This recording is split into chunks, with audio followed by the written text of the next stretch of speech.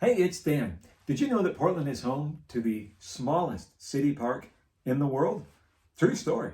And it's one of the liveliest parks as well. Huh. So, how did we come to get it? Well, back in the 1940s, a local journalist could sit in his office and look out onto Nadeau Parkway, at that time called Front Avenue, and he noticed that there was a small hole in the street. And he began to get kind of obsessed because why was there a small hole out in the road? Well, as it turns out, that hole was there because the city had planned to put a streetlight in that spot. Well, they never did. And so it just began to fill with weeds. Well, the journalist got frustrated and that's no good. So he went, pulled the weeds out, planted some flowers. Thought that looked nice. And then he also started to adorn it with a few decorations and dubbed it a Leprechaun Colony, the only living leprechaun colony outside of Ireland. Bet you didn't know we had that going for us, Portland. And eventually, by 1948, it was dedicated a proper park. Well, all was going pretty well. In fact, the journalist even named Patrick O'Toole the mayor of Mill Ends Park. Patrick O'Toole, of course, being one of the leprechauns who lived at the park. Now, all's good, right? Well, there became a problem, though. Eventually, one of the mayors of the city said that Portland was going to have a curfew on its parks, so people couldn't be in parks too late. Well, Mayor O'Toole, the leprechaun, decided he wasn't cool with this and drafted a letter. For those of you not real quick to catch on, it was actually the journalist.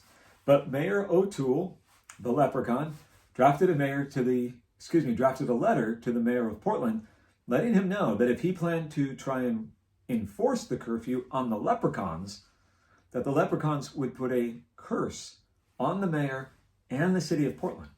Now, fortunately, the mayor of Portland at that time took some responsibility for his citizens, or the citizens of the town, and said, okay, we're going to let the leprechauns stay in Mill Ends Park overnight. We're not going to enforce this on them so as to save himself and the city from a leprechaun curse. Good thinking, mayor. Eventually, in 1976, it became an official city park, just 5 years after Guinness recognized it officially as the world's smallest city park. Now, in 2006, they had to move Mill Ends Park due to construction in Nadeau Parkway, but in 2007, they put it back.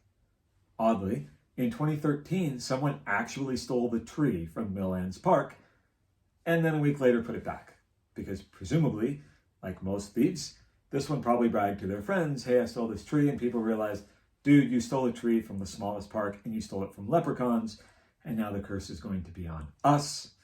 Put the damn thing back. I like to think that's how it happened. But in any event, there you have it. If you're ever out on Nadeau, swing by and check out the smallest park in the world, at least the smallest city park in the world, Mill Ends Park. And if you're not from here, you may not know where the term Mill Ends come from. Mill Ends is a term used for these sort of irregular sheets or irregular pieces of leftover lumber that you get when they come in and convert things at the mill. Thanks for tuning in. Have a great day.